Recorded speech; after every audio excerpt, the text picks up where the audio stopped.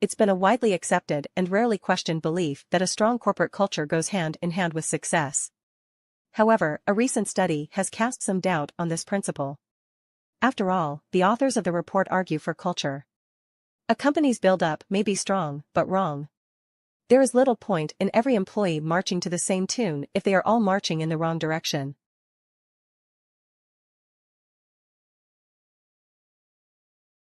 Also, malaria is something that is a very complex disease with this complex life cycle.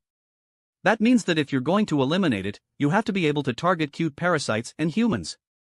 You have to be able to target parasites in the mosquitoes, that mosquito population. And so that requires a lot of resources. It requires really good planning and a health system across all these different levels. And so I think the political capital that you need for that, the educational infrastructure you need for that, the economic resources you need for that are quite a challenge.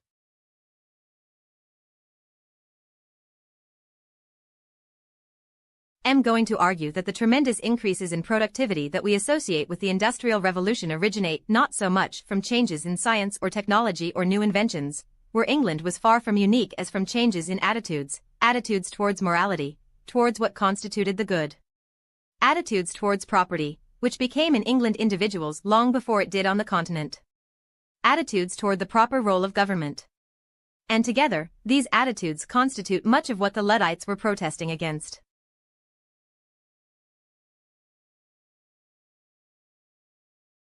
Another arm of the United States government was the FSA, the Farm Security Administration, and they had a peculiar task, because in addition to the Depression, which had obviously hit farmers quite hard because suddenly the material that they were producing wasn't really as value, yet their costs for producing it were exactly the same, they were hit not only that but also by another problem, which was the Dust Bowl. And the Dust Bowl was this terrible broad that hit the American West and Southwest especially, and caused terrible economic problems for those farmers.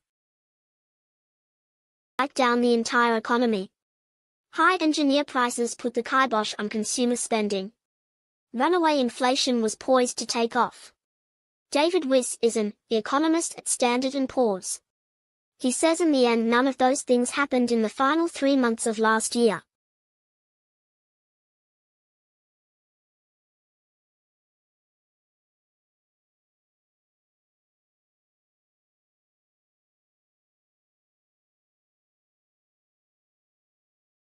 For 4 centuries the Viking declined, the people of the Shetland Islands off the north coast of Scotland continued to sell their goods through the North European Hanseatic League. The Hanse's merchants bought shiploads of salted fish, and in return the islanders got cash, grain, cloth and other goods. This lasted until the Act of Union between Scotland and England in 1707. This act prohibited the Hanse merchants from sheltering with Scotland. Consequently, Shetland went into an economic depression. The independent farmers of Shetland had to sell their land and were then obligated to pay rent, eventually becoming serfs.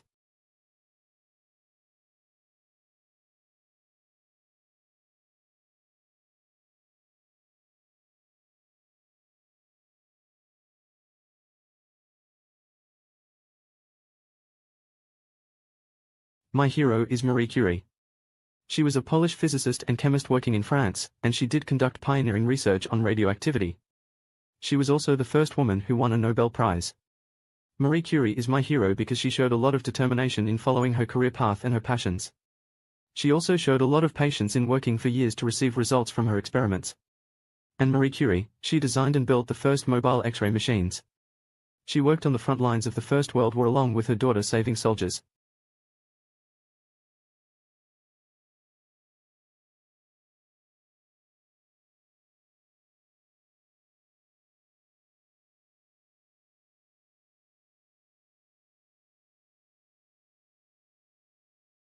Adidas teamed up with an organization called Parley for the Oceans. Parley goes out and collects plastic waste from the ocean. Adidas uses the plastic waste to make shoes. Shoes made with plastic from the ocean, good for the environment and good for business. Because if you know that rapidly growing consumer segment known as hipsters, and know you know hipsters, then you know that a hipster faced with the choice between a no-name shoe and an Adidas made with plastic from the ocean will pick the Adidas every day of the week and twice on Sunday, and then walk around like it's no big deal but look for every opportunity to talk about them.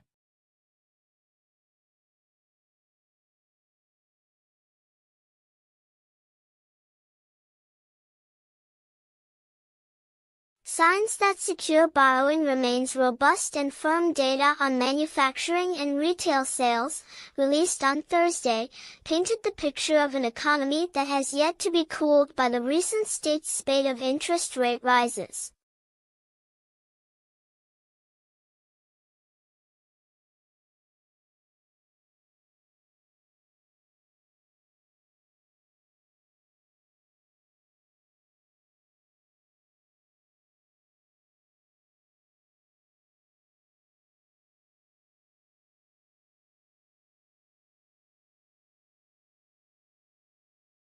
The word hormone is derived from a Greek verb that means to excite.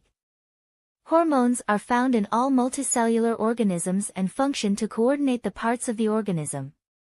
A hormone is a chemical signal. It is produced by one part of the body and is then transported to other parts of the body where it triggers responses in cells and tissues.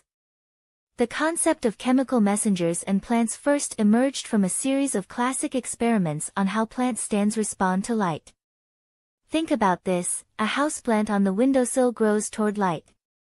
If you rotate the plant, it will soon reorient its growth until its leaves again face the window.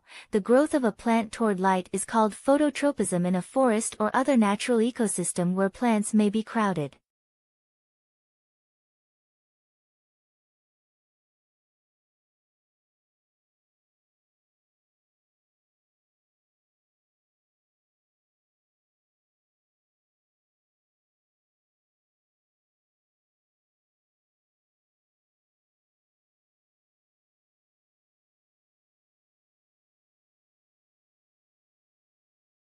All around the world, significant parts of our cultural heritage are threatened by pollution, neglect, carelessness, and greed. In learning the importance of our history, we come to understand the need to protect significant remains from the past so that future generations can come to understand their heritage.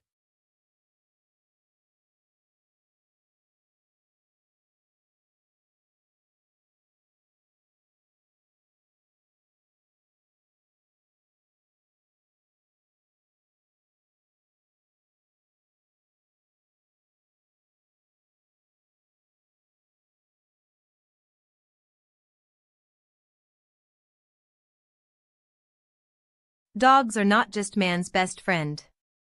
Previous studies have shown that kids with dogs are less likely to develop asthma. Now a new study may show how, if results from mice apply to us. The work was presented at a meeting of the American Society for Microbiology. The study tests what's called the hygiene hypothesis. The idea is that extreme cleanliness may actually promote disease later on. Researchers collected dust from homes that had a dog. They fed that house dust to mice. They then infected the mice with a common childhood infection called respiratory syncytial virus, or RSV.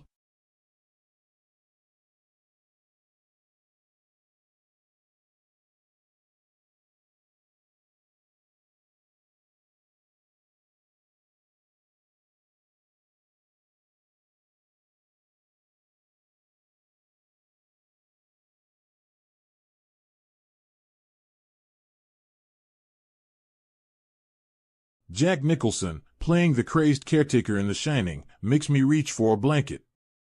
Now a study finds that people we find, well, creepy can actually make us feel colder. The research will be published in the journal Psychological Science. Researchers interviewed 40 college undergraduates. During each interaction, the experimenter was either chummy with the student or very stiff and professional. The investigator also alternated between mimicking students' posture, a signal of rapport, and not doing anything at all. Participants then completed a questionnaire designed to find out how hot or cold they felt.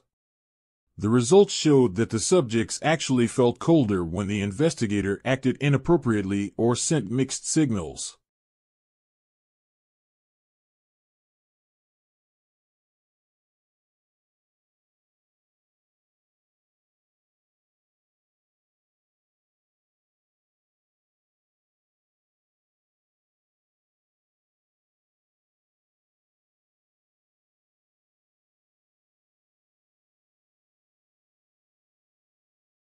Touchdown confirmed. We are safe on Mars. The control room at NASA's Jet Propulsion Laboratory late in the evening of August 5, Pacific Time, when word arrived that the Curiosity rover had landed safely on Mars. The 1-ton rover, which dwarfs all Mars landers that came before it, will now spend a planned 2 years exploring the Martian surface. The mission is expected to cost $2.5 billion. Curiosity's task is to investigate the inside of Gale Crater, where a giant mound of sedimentary deposits may provide evidence of a wetter, possibly habitable Mars billions of years ago. But first it had to survive an elaborate landing sequence which appears to have gone smoothly. Curiosity landed on time and on target and soon beamed back grainy photos of its wheels and its shadow. Given the car-like size of the rover and the challenges of landing on Mars, Curiosity's landing goes down as one of the greatest parking jobs in history.